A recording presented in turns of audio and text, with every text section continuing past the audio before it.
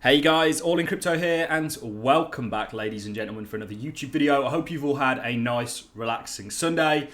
Today, guys, we're going to be doing something a little bit interesting. We're going to be diving into Cardano as a blockchain, as a project, as a network, and we're going to really be emphasizing just how much room it has to grow. We're also going to be looking and spending a lot of time and really comparing it to Ethereum, the first of its kind. Ethereum essentially came about because Vitalik and a number of other people looked at Bitcoin and said, look, let's add an extra layer of capability. Let's be able to do something more with Bitcoin than what it could already do. And that's how you had Ethereum. We saw the implementation of smart contracts and that kind of capability be added to a blockchain.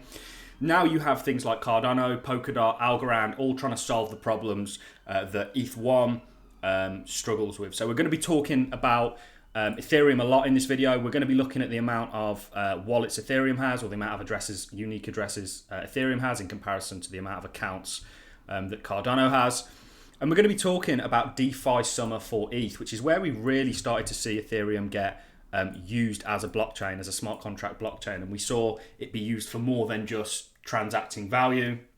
And we saw people building dApps, DeFi applications on the network. And we really saw the price go up as a result of this. And we saw the network kind of grow, the amount of people opening up wallets and using it match this. And we're going to see this for Cardano. I think this is an important thing to remember.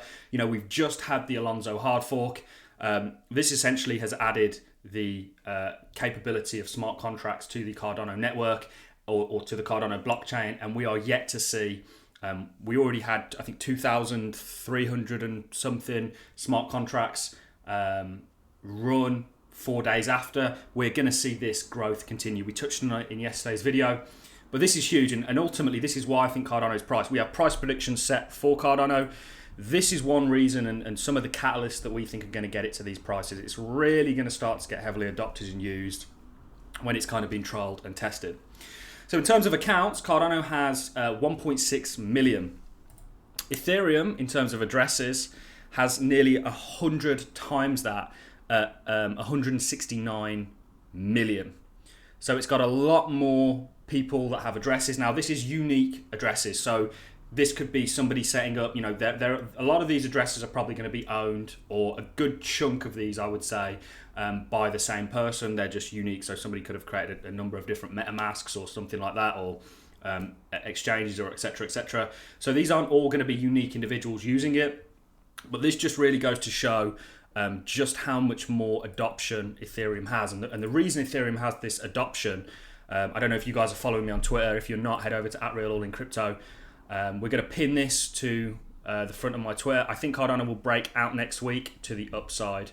This is talking about the week that we're now moving into, starting on Monday. I think we are going to get a breakout for Cardano, but we'll cover that towards the end of the video. But the reason I mentioned my Twitter is because we got into a bit of a debate on there, because very, very prominent figure in the crypto space essentially said that Ethereum has no competitors. I disagree with that statement very strongly. I think maybe a year ago, perhaps not, but we now have some serious competitors to Ethereum, and they're going to prove themselves over the coming weeks.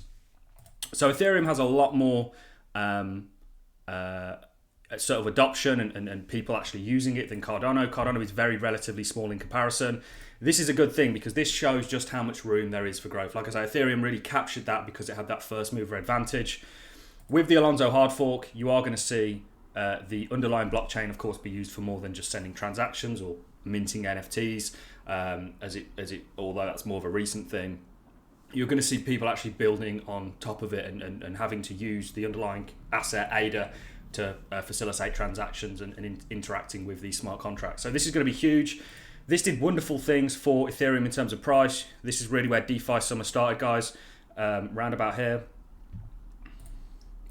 Can you see this? Round about here, and you can see what came after. The price of Ethereum absolutely shot up as a result of this. So this was your DeFi summer, and you can see what the price did after this. It kind of set things into motion. Of course, you've got a lot of kind of speculation and retail FOMOing that kind of came in here, and you've got, you know, institutions, etc., buying. But it was really that uptick in the underlying network being used that really saw the price start to move in the right direction. Of course, we are in a bull market as well, which definitely helps.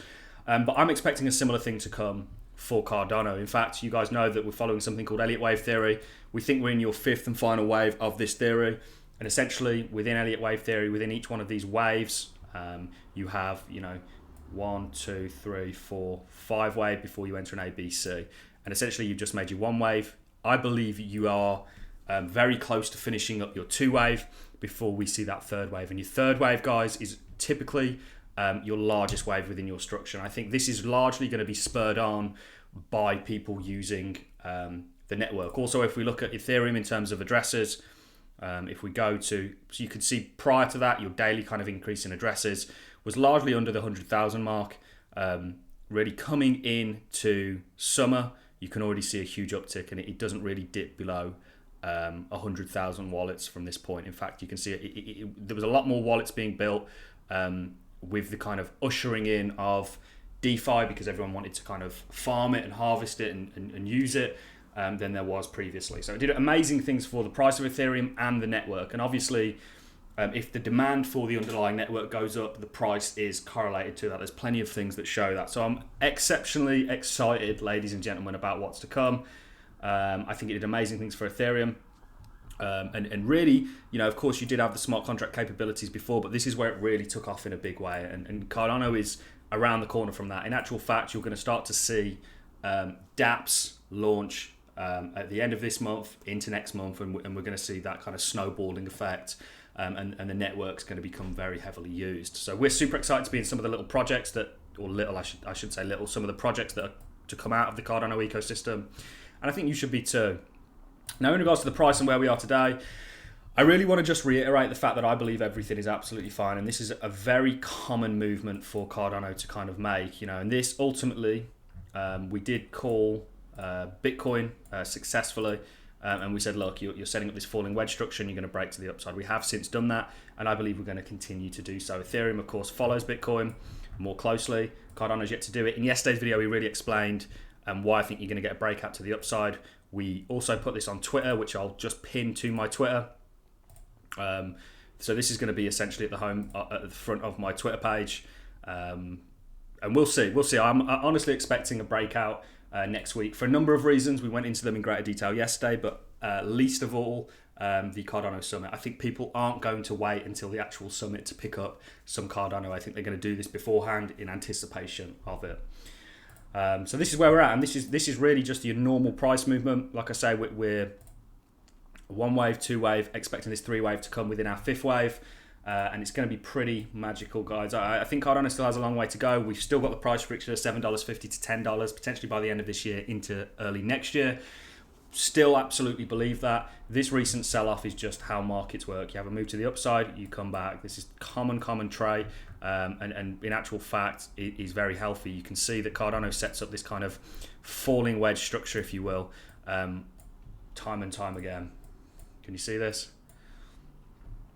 Very, very common structure that Cardano sets up before you get that breakout, where you continue to make marginal lower lows before we see, or marginal lower lows in terms of candle closes before we see that kind of break to the upside. And ultimately, that's going to be ushered in with a lot of volume.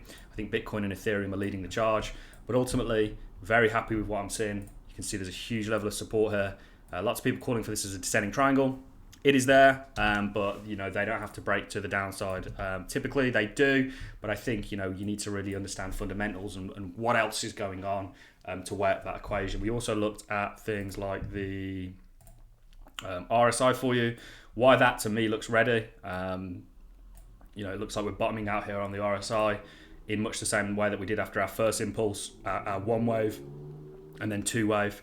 So this was your first wave, your 3rd wave, 1 wave, 2 wave, and then you set up for your 3 wave, and you bottom out of this kind of point here, which is where we are today. So everything looks good to me, guys. The structure looks normal. Cardano Summit, I'm absolutely stoked for. Ultimately, one big catalyst that's going to drive Cardano's price up, in my opinion, is the fact that it's going to become just that much more used and adopted as a blockchain. I'm certainly going to be diving into the DeFi side of things. In fact, I'll be pulling my Ethereum DeFi over to the Cardano side of things, because it's actually going to be a lot cheaper for me to interact with these protocols than what Ethereum currently is. The price today, we know what Sunday and Mondays are kind of like. People out there seem to think that they like to kind of trade these markets, and they know that Sunday and Monday is a bit of a sell-off a couple of days, so they've kind of, or certainly typically has been, so they kind of try and trade it and gain that little bit of, it becomes a bit of a self-fulfilling prophecy when it does it over time, because people cotton onto it and they go, okay, well, we'll sell on the Saturday and we'll buy back on the Monday, and it kind of works. I don't do that, and I wouldn't recommend anybody does that, because you will get caught out. But that's the reason we typically are selling off on a Sunday and Monday now, because it's retail largely, some people with a little bit of leverage anticipating the sell-off, and it kind of becomes a bit of a self-fulfilling prophecy with them selling only to buy back. So that's really all I have for you in this video, guys. Everything looks absolutely fine to me. I'm still absolutely anticipating continuation. We've been saying it. We pin this to our Twitter now, and I do believe you are going to get the breakout next week. When exactly, I couldn't tell you, but I've got a very good feeling about it. Of course, it doesn't have to happen, and this is not financial advice and shouldn't be taken as it. But I don't know how you can look at Cardano and not be bullish. Some of the smaller projects, I mean, even just looking into what's being built on top of Cardano in terms of some of the apps or the dApps, it's huge, guys. It's mind-blowing stuff going on here. Groundbreaking. I watched The Internship again yesterday, which is a film about Google.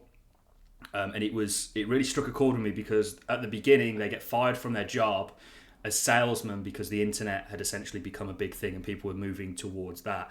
And they are it's very comparable, blockchain, and how people are going to move towards blockchain, and it's going to kind of innovate and replace an old system to the internet, and what that did with those jobs that the people on the sales jobs did. People moved online. Anyway, you can see where I'm going with this. That's all I have for you in this video, ladies and gentlemen. I'm going to love and leave you on that note. If you've enjoyed the content, a like is always appreciated. So is a comment. And I look forward to seeing each and every one of you in the next YouTube video. Thanks a lot for watching, guys.